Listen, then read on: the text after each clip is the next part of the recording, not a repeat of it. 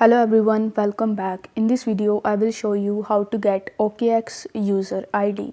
In order to find it, you will have to launch your OKX mobile application and then you just have to log in into your account. Now once you're successfully logged in, you need to tap on this square icon in the top left hand corner. Once done, you will be landed on this page where you are going to see your name or your email address in the top.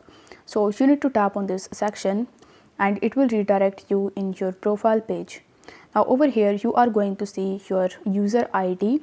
Now if you want to copy your user ID, then you just have to tap on this copy tab right next to it and you can use it to send or receive the money on OKX from OKX to OKX.